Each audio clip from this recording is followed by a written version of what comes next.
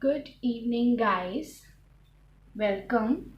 Today I am here to teach you CBSE syllabus NCERT book, class 10th, subject science, chemistry, lesson number 2, acids, bases, and salts.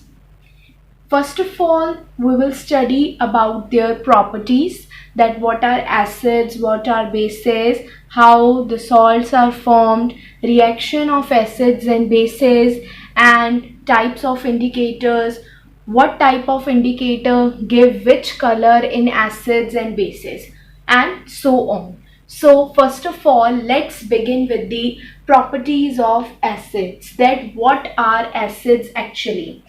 In the previous classes, you have learned that the sour and bitter tastes of food are due to the acids and bases present in them. Similarly, there is a property of acid that acids are sour in taste. Sour means khatte. In Hindi, we can say that the sour means khatte. Acids change the color of blue litmus paper to red. You know, the litmus paper is a type of indicator. Litmus is a type of indicator, natural indicator, by which we can check that whether a solution is acid or basic. So, litmus paper, when we check through the litmus paper, if the substance is acid, then it change blue litmus paper to red. Then main definition that you can write, that what are acids. Acids are those substances which release hydrogen ions in the water. When acids are mixed in the water, the substances which release H plus ions, those substances are called acids. Alright, these are the three properties: sour in taste, change color of blue litmus to red, and acids release H positive ions, which means hydrogen ions in water. Now we will see some examples of acids. Examples of acids are hydrochloric acid, sulfuric acid, and nitric acid. And there are many more acids, in which some acids are strong and some are weak acids. Strong acids are those which completely ionizes in water, and weak acids are those which partially ionizes in water.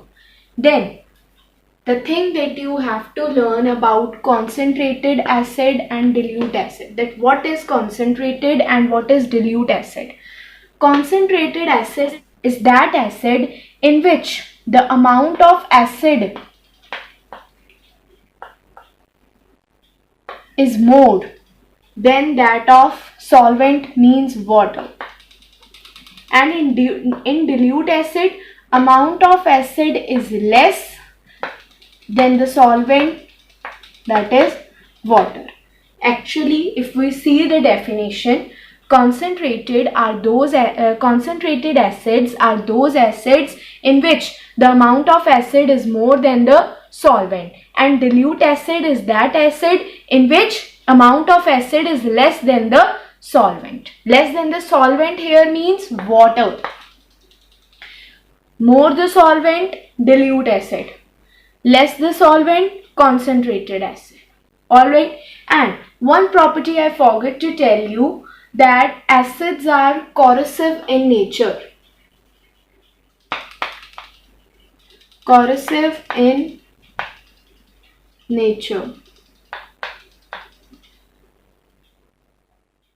Now we will see the properties of bases and some examples as well. Now the properties of bases. Bases are bitter in taste. What is meant by bitter? In Hindi we can say that bitter means kadve. They are soapy to touch. Soapy means slippery type. Turns red litmus to blue. In case of acids, they turn blue litmus to red, and in case of bases, they turn red litmus to blue. And the definition of bases is that they release OH negative ions in water means they release hydroxide ions in water. They release hydroxide ions in water. First is bitter in taste, second soapy to touch, third turns red litmus to blue, and fourth, which can be the definition of bases or which is the definition of bases, is that bases release hydroxide ions in water. When they are mixed in water, they release hydroxide ions. Now, some examples of bases. It can be calcium hydroxide, sodium hydroxide, potassium hydroxide, magnesium hydroxide. If you dissolve all these substances in water, they will release OH negative ions in water. Similarly, some bases are strong and some are weak. In these examples, calcium hydroxide and magnesium hydroxide are weak bases. Potassium hydroxide, sodium hydroxide are strong bases. Now, as we have learnt in the case of acids, that what is concentrated acid or dilute acid, in this case we will learn the same thing, what is concentrated base and dilute base. Concentrated base is that base in which amount of base is more than the water and this amount of base is less in the water. Similar thing that happens in the case of acid. Now, let's see what are indicators. Indicators are the materials which indicate about the presence of acid or base in a solution by changing their color and odor. So these materials are known as indicators, which actually means that key indicators are type of substances, or you can say that they are materials which tell us about that whether the solution is acid or base by changing their color, and odor means smell, by changing their smell. And through these ways they indicate us that whether a solution is acid or base. So those materials are known as indicators. Examples of indicators are turmeric, litmus, methyl orange, phenolphthalein, etc. There are many other natural and synthetic indicators which are used to indicate the presence of acid or a base in a solution. Now let's study about the types of indicators. First type of indicator is natural indicators. These indicators are those which are obtained naturally. These indicators are those which are obtained naturally from plants and animals. You can say that these are obtained naturally, not through any chemical process. Some examples of it are litmus, turmeric, red cabbage leaves. There's a red cabbage, you can get that, and the leaves of that cabbage can be used as a natural indicator. Colored petals of some flowers. All these are the examples of natural indicators which are obtained naturally, not by any chemical process. Litmus is commonly used indicator, as litmus solution is a purple dye which is extracted from lichen. Lichen is a plant belonging to the division Thallophyta. You learnt about Thallophyta in class 9th. Lichen is a plant belongs to the division Thallophyta, and this litmus is a commonly used indicator. When litmus solution is neither acidic nor basic, its color remains purple. But when there is blue litmus solution and it changes into red, it means that the solution is acidic. And if red litmus solution changes into blue, it means that it is basic in nature. See the spellings of lichen. It is a plant, belongs to the division Thallophyta, from which the litmus is obtained. Or litmus is extracted. Now let's see the second type of indicators. Synthetic indicators is the second type of indicators. These indicators are those which are man-made and are obtained chemically. Natural were those which are obtained naturally from plants, not by chemical process.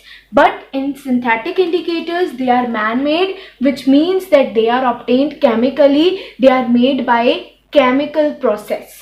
And example of these indicator is methyl orange, phenolphthalein, etc. And synthetic indicators indicate about the presence of acid or a base in solution by changing their color. Third type is olfactory indicators. You can see the spelling very clearly, olfactory indicators. In the above, we read that there are two indicators, synthetic and natural. Both of them tell us about the presence of acid and base by change in color. But there is a third type of indicator which tell us about the acidic or basic media by changing its odor. Odor means smell. It's that indicator whose odor changes to acidic or basic media, means it's that indicator through which we can see that the solution is acidic or basic by its smell, by its odor. Its odor tells us about the acidic or basic media. Alright, and example can be vanilla essence, clove, onion, etc. All these are the olfactory indicators whose odor tell us about the acidic or basic media, whose odor changes according to acidic and basic media. Here the types of indicators finished. We read three types of indicators. First natural, second synthetic, and third olfactory. And indicators are also known as acid-base indicators, or you can say them simply indicators. Now students, we are going to see the reaction of acids and bases with metals, that how acids react with metals and how bases react with metals. First of all, we'll see that how acids react with metals. Always when an acid reacts with a metal, it forms salt and hydrogen gas. You have to learn this general reaction that when acids combine with metal, they form salt and hydrogen gas. You can see the example here. Sulfuric acid plus magnesium combines and form magnesium sulfate plus hydrogen. Now you will be saying that how this salt is formed and hydrogen gas is released. So listen very carefully that metals displaces hydrogen from the acids. These are the metals which displaces hydrogen from this acid, and which hydrogen is seen as hydrogen gas. And then this metal combines with the remaining part of the acid and forms a compound known as salt. I hope that you understand this thing, that how salt and hydrogen gas is formed. When metal reacts with, I am explaining again, when metal reacts with acid, it displaces the hydrogen from the acid, and which is seen as the hydrogen gas.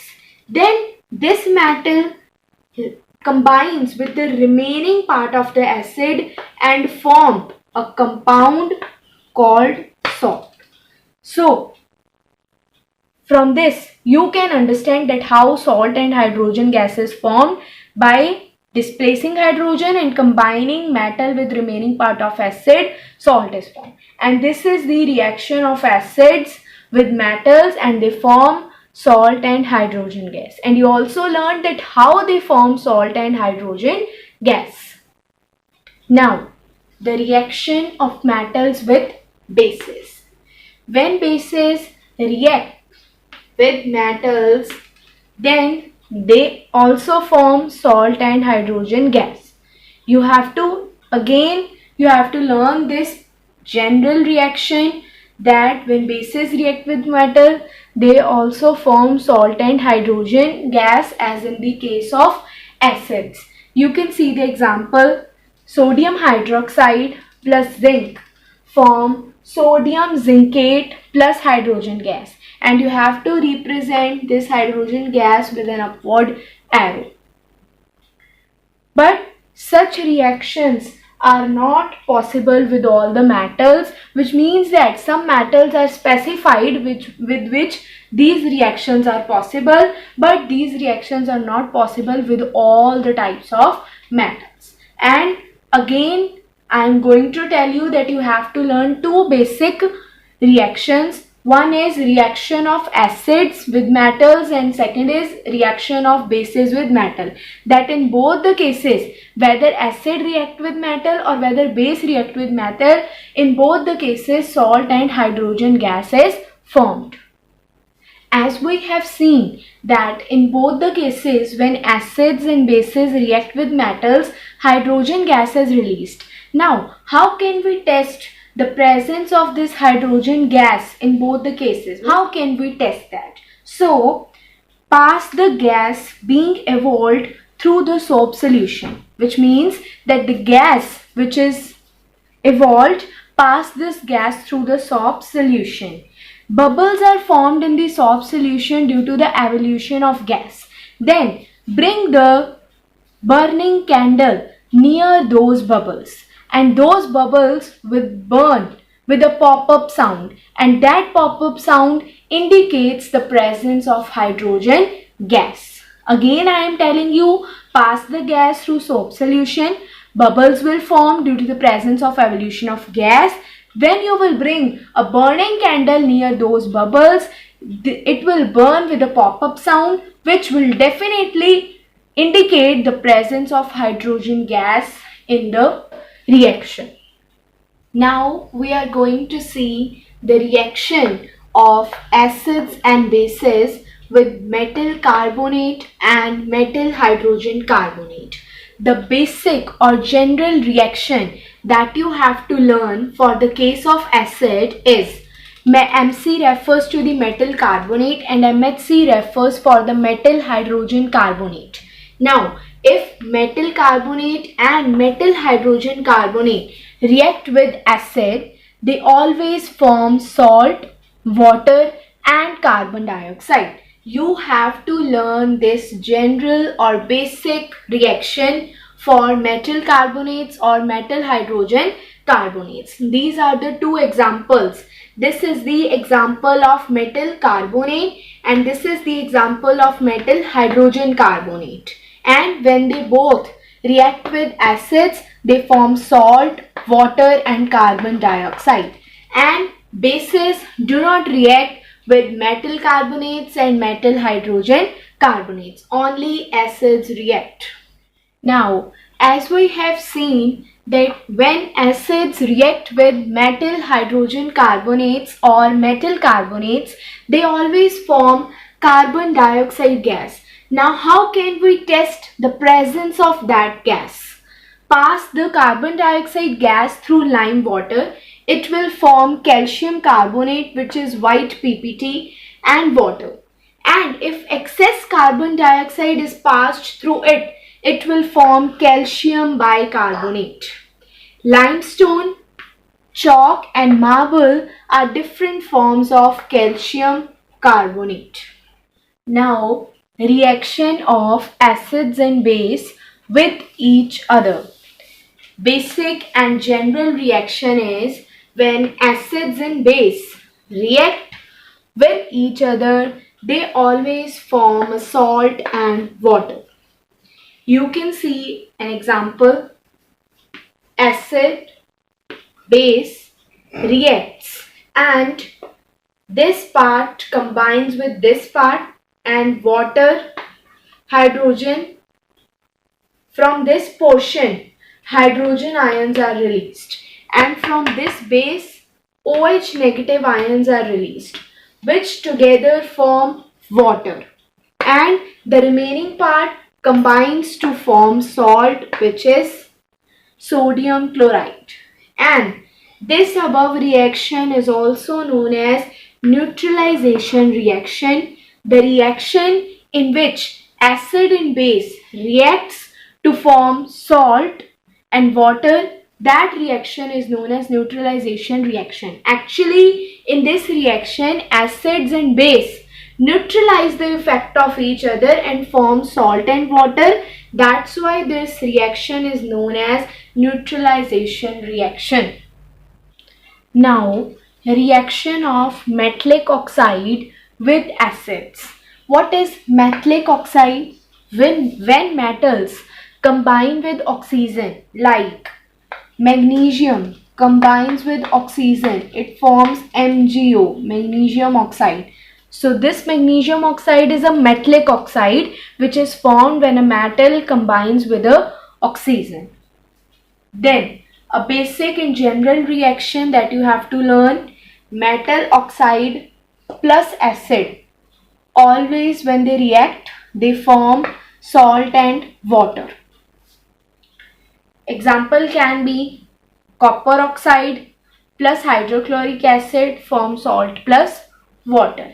Now, from this reaction, we can judge that the metallic oxides are basic in nature. Metallic oxides are basic in nature, as when bases and acids combine, they form salt and water, as we have done earlier in the neutralization reaction. So it means that metallic oxide and basic in nature. When these bases and acids combine, they form salt and water. You can see many more examples in your NCERT book of this reaction. Now, at the end, reaction of non-metallic oxides with base. First of all, what is meant by non-metallic oxide? When a non-metal like carbon combines with oxygen, it forms carbon dioxide, which is a non-metallic oxide, as it is formed by combining a non-metal and oxygen. Now, general reaction: non-metallic oxide plus base always form salt and water. Its example: carbon dioxide plus sodium hydroxide form sodium carbonate plus water. And from this reaction, it is very clear that non-metallic oxides are acidic in nature. Acidic in nature, as when acids and base combine, they form salt and water, as we have done earlier in the case of neutralization reaction. So the nature of non-metallic oxides is acid, from which you will be clear that acids and base combine and always form salt and water. And you can also learn many more examples from other books or from your NCERT book of this reaction. And I hope that you liked the video of the first part, topic 2.1 of this chapter, acid, bases and salts. And please like, put your doubts in the comments, I will answer them. And if you have not subscribed my channel yet, then please subscribe. Thank you.